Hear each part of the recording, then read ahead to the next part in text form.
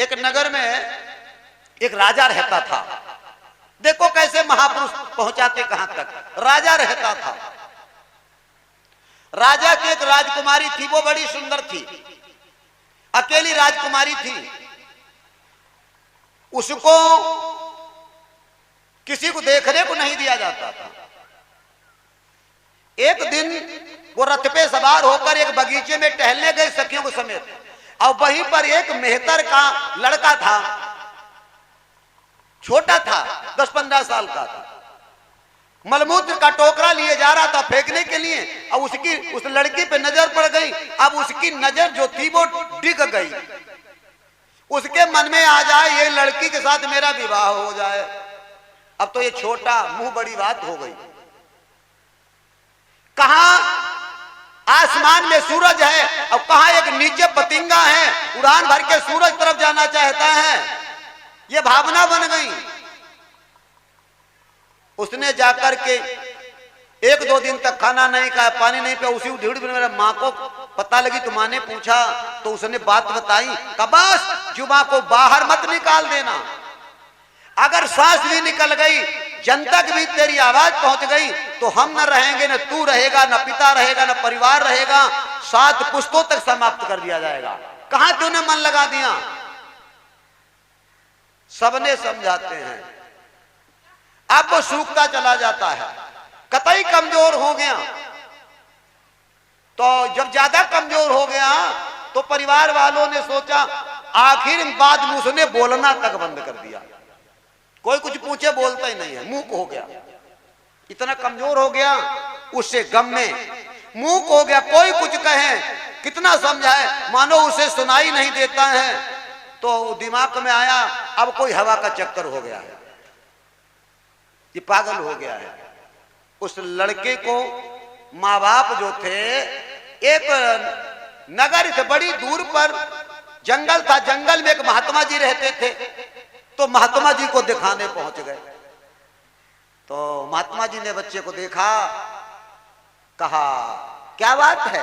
माँ बाप ने बात बताई, कहीं से यही छोड़ दो, अब तुम अपने घर जाओ। अब सब घर चले आए। बोले जब ठीक हो जाएगा आप चिंता ना करें, खाने की, पीने की, रहने की हमारे आश्रम कोई कमी नहीं, सारी व्यवस्था होगी, मैं इसे अपने बच्चे की तरह देखूंगा, लेकिन टाइम लगेगा ठीक होने में। महात्मा जी उसे बतलाते बोलते नहीं। तो महात्मा जी ने एक दिन कहा, तेरे जो इच्छा हो उसे मैं पूरी कर दूंगा। इतनी मैंने तपस्या की, साधना की, दुनिया में तेरी ऐसी कोई इच्छा नहीं जिसे मैं पूरी नहीं कर सकता। जैसे ये कानों में आवाज सुनी, मानो उसके प्राण चेतना में जान आने लगी, दावा कर दिया। अब वो खाने भी लगा, पीने लगा, 10-15-20 दिन के बाद चलने फिरने लगा, अब बोलने भी लगा। महात्मा जी से कहा, महाराज न मेरे ऊपर कोई रोग है, न मेरे ऊपर कोई भूत है, न प्रेत है, मेरा मन जो है विचलित हो गया है। बोले क्यों? कहा मैं राजकुमारी, मेरे राज में राजकुमारी है, हम उसे पाना चाहते, विवाह करना चाहते। बोले अरे पागल कहीं के, एक राजकुमारी, मेरे पास वो विद्या है, दुनिया की हजारों राजकुमारी तुम पर पागल हो जाएंगी और कहेंगी मुझसे बलात्कार कर दो, तुम उनको लात मार देना। उसने सोचो महाराज जौसो मंत्र सिखाई देते फिर कहे नहीं क्या? कहा देखो भाई करना पड़ेगा तुझे। कहा उसे पाने के लिए मैं बहुत बड़ा काम कर सकता हूं, संसार में ऐसा कोई काम नहीं जिसे मैं कर नहीं सकता हूं। अब बात महात्मा जी बोले अगर तूने मेरे बताए पे कर लिया तो निश्चित तुझे फल मिल जाएगा। वो भी मेरे बताए पे कर लिया या सुन लिया, फिर वही बात अटकी। हम करना नहीं चाहते हैं, सुनना चाहते हैं। क्यों?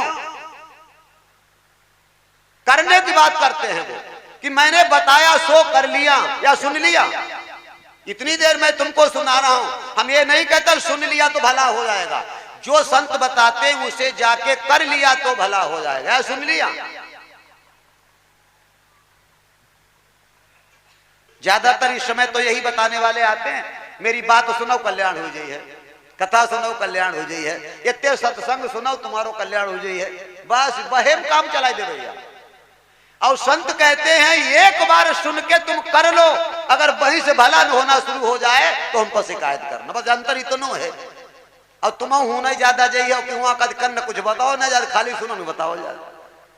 आओ चले आओ, आओ चले आओ, कब बताओ।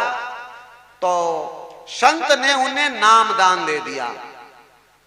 और कब बैठ डेली 3 घंटे अब उस कन्या से, उस लड़की से मन को हटा दे, इस नाम में मन लगा दे। और जब वहां से मन हटेगा और नाम में लगेगा तो ये नाम अपने आप वहां जाएगा और लड़की को पकड़ के यहां लाएगा। लेकिन जब तक लड़की से मन हटेगा नहीं, नाम में लगेगा नहीं, तब तक नाम यहां से वहां जाएगा नहीं। अब देखो उसने सोचा ऐसी बात है तो ले लिया नाम। अब कब बैठ डेली बैठाल देते 3 घंटे को, 2 घंटे को, शाम और सुबह 8-8 घंटे को। अब कुछ दिनों के बाद उसका मन लड़की से कतई हट गया और नाम में मन चला गया। उसे मालूम था जब तक लड़की से हटेगा नहीं, नाम में लगेगा नहीं, तब तक नाम वहां जाएगा नहीं, बुला के लाएगा नहीं। अब वो परम गति की तरफ पहुंच गया, नाम ही बन गया। वो नाम की शक्ति उसके अंदर उतरने लगी। कुछ दिनों के बाद में उसके शरीर से तेज निकलने लगा, कीड़े फूटने लगी, उसकी काया दिव्य हो गई, योग भरी। मानो ऐसा लग रहा है कोई इंद्रलोक से आया हुआ देवता है, मानो एक कोई गंधर्व है।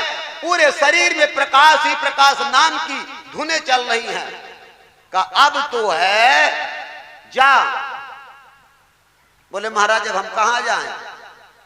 का परीक्षा कर। गया, तब तक गुजर चुके थे 20 साल। जैसे जाके नगर के बाहर उसी बाग में का आसन लगा देना और वहां बैठ जाना ध्यान लगाकर नाम कमाई में।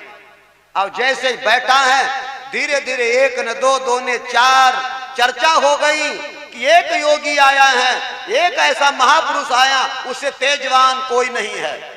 अब पूरा नगर दर्शन करने जाता, कोई फूल चढ़ाता, कोई प्रसाद रखता, कोई फल देखता, कोई दूर से माथा टेकता, कोई पास से माथा टेकता। रानी तक खबर पहुंच गई, राज दरबार में खबर पहुंच गई, वो सब आ गए, राजकुमारी तक खबर पहुंच गई। राजकुमारी तक राजकुमारी आई। अब उसने सब देखा, उसने मन ही मन में ताड़ लिया, अब इसी को पति बनाऊंगी, इसी से विवाह करके जिंदगी काटूंगी। ताड़ लिया। और ये बैठे हैं, जाकर पहुंचे और लड़की गई अपने पिता से, मां से बता दिया जो महात्मा बैठा है, जो जोगी बैठा है, हम उसे अपनी शादी करना चाहते हैं। तो राजा ने कहा बेटी तुम अकेली हो, तुम्हें तो स्वयंवर हम कभी से करा देते, चलो तुम्हारी इच्छा है ऐसा कर लो, जाओ अपनी बात रखो जा करके। अब सखियों के साथ लड़की आई, घुटने टेके हाथ जोड़ के बोली योगीराज ऋषिराज, तो आंखें खोल दी, कहा मेरा प्रस्ताव स्वीकार कर लो, हम तुमसे विवाह करना चाहते हैं। उसे याद आ गई, उसे याद आ गई गुरुदेव ने कहा था अब ऐसा लगा है नाम बुला के लाया, ऐसी हजारों राजकुमारियां आ सकती, ऐसा नहीं अब हम जिस राज हम पहुंच जाएंगे ऐसा हो जाएगा। तो आखिर में उसने कह दिया अब मुझे विवाह नहीं करना है, उसी नाम में लगे रहना है। जब ये संसार की नारियों को मैं चाहता था नहीं मिल रही थी, नाम ने बुला दिया, अब हमको परमात्मा का धाम मिल जाएगा, अब हम कतई विवाह नहीं करेंगे। यह है नाम की कमाई, जो नहीं मिलने वाला होता करोगे तो वो मिल जाएगा। इतनी बड़ी शक्ति इस नाम की कमाई में है। संत कहते हैं करो, सुनो नहीं करो। अब खाली सुनोगे करोगे नहीं तो कुछ नहीं मिलेगा। अब देखो बरसात हो गई है, ठंडक आने वाली है, और तुम आगे कंबल ना खरीदना, रजाई ना खरीदना, स्वेटर ना खरीदना, और खूब सुनना कंबल कंबल रजाई रजाई, देखा तुम्हारी ठंडक चली जाएगी, चली जाएगी, करना पड़ेगा। तो आज हम आप बड़े भाग्यशाली हैं, संत महात्मा बताते हैं मैं जो बताता हूं उसे कर, अब करोगे तो ऐसी कोई दुनिया की चीज नहीं जो तुम्हें प्राप्त ना हो जाए। लेकिन तुम और हम आज इस माया जगत में काल के गाल में समाये हुए हैं, अज्ञानता की नींद में सो रहे हैं। सुनने में बहुत अच्छा लगता है लेकिन करने में हमारे भाले लगते हैं, हमको करने में संकट होता है। और करोगे तो फल मिलेगा, सुनने से कोई लाभ नहीं मिलेगा। तो बड़ी सुंदर बात आज, अब भी कुछ नहीं बिगड़ा। कितनी देर की बात है, केवल इतनी देर की बात है, आज से हम कोई गलत कर्म नहीं करेंगे, हम आज से कोई नशा नहीं करेंगे, हम आज से कोई कुविचार नहीं रखेंगे।